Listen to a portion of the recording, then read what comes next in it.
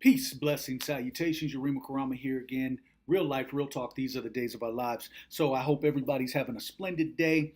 So I did I do these segments called Morning Coffee, and I did a segment last week where I was talking about basically the people that have basically sat on the sidelines in the past while we as black people have had to endure the systematic oppression and the white racist ideology and the white supremacist ideology, institutional racism, all of that we've had to face since we've been over here on these shores.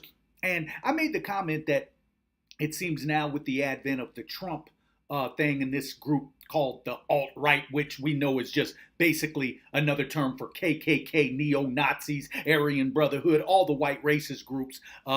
They're trying to change the name to make it more politically correct, but it's still the same white racism that we've been seeing. But I made the comment in my morning coffee that basically these groups, such as your Muslims, such as your Mexicans, such as your Native Americans, such as some of these other groups, immigrants that are in this country, they're now getting a chance to see firsthand just what we as black people have been having to face over here. And at the end of that, at the end of my morning coffee, I basically said, but at least they have a country to go back to. And so, of course, this opened the door for a white racist to interject in my inbox, trying to get in my DM for some reason. But this gave him reason to interject and say, well, Yurima, you got a country to go back to. If you don't like white culture over here, go back to Africa. And so, well, that compelled me to basically get on and do a live stream on Facebook, which they've banned me from Facebook now for a few days. You know I give two fucks. But in any case, it gave me reason to respond in kind.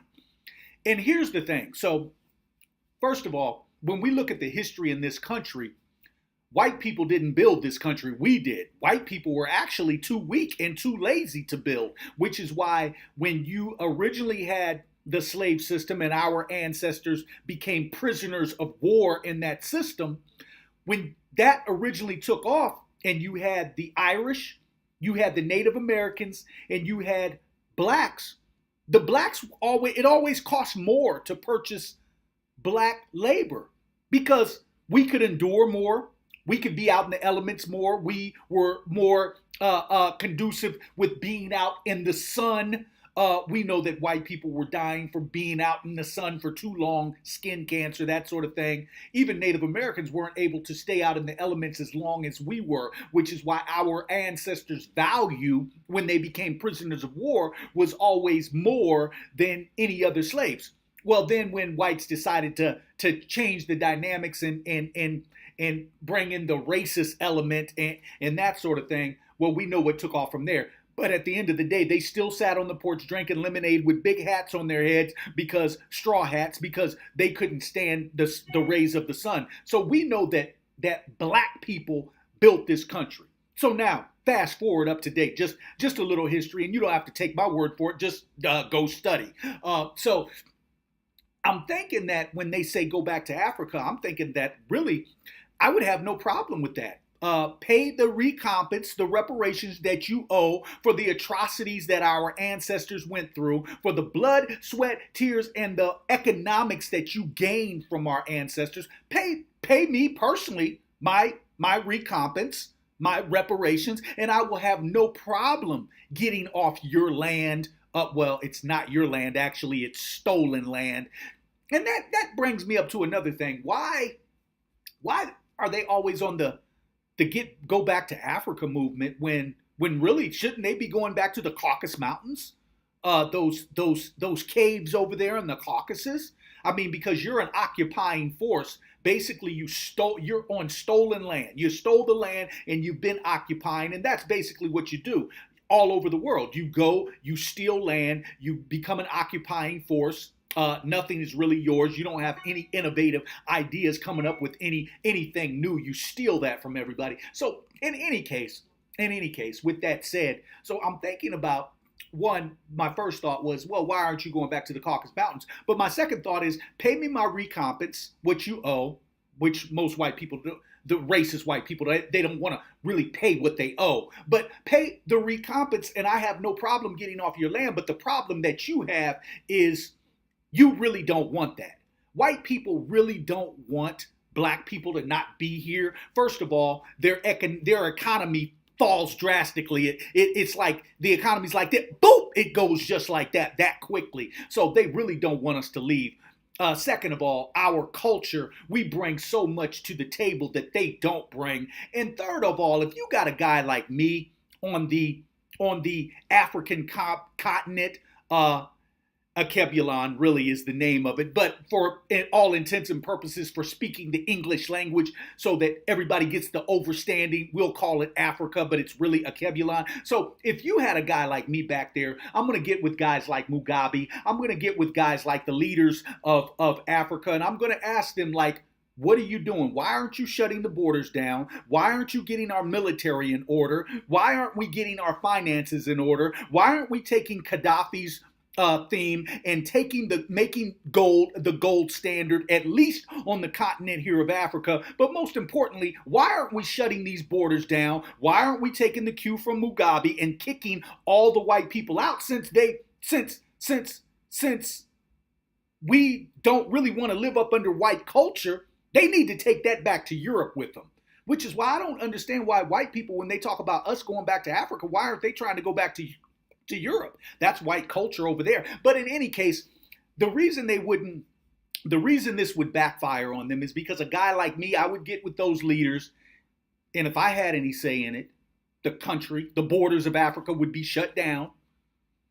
We would rebuild our infrastructure, plenty of land over there to divvy out for our people, so that would never be a problem. But more importantly is that I would give it about 3 or 4 years, and all of a sudden, I would hear these knocks at the door from these Europeans. Could we negotiate and talk about getting some of that cobalt? Could we negotiate and talk about getting some of that coltan? Because we don't have any. Yeah. Could we negotiate and talk about getting some of that uranium? Because we don't have. Here come the fake Jews, the Ashkenazis. Could we negotiate and talk about getting some of those diamonds? See, white people, for all their go back to Africa, they're full of it. They're just talking. For the racist whites, they're just talking. They really don't want us to go back to Africa because, like I said, a guy like me, we would shut the country down, make sure we kick all the Europeans out. We all know that Africa has the most resources on planet Earth. As a matter of fact, the U.S. has the least. This is the poorest part of planet Earth right here, the U.S. Do the study, do the math, which is why they go all over the world trying to steal oil, trying to steal wealth from every other country. They're all up in Africa. They're deep off in the Congo. Every time they've had to extract resources, they go to Africa. So they wouldn't want me over. They wouldn't want us over in Africa because they know that it would only be a matter of time before we would shut that border down, regain control of the continent, having the people live the way the people are supposed to live without any type of European influence. And then they would be begging us over the course of some years. It probably wouldn't even be a year. They would be begging us to get. And when I say shut it down, the first thing we're doing is upping our military.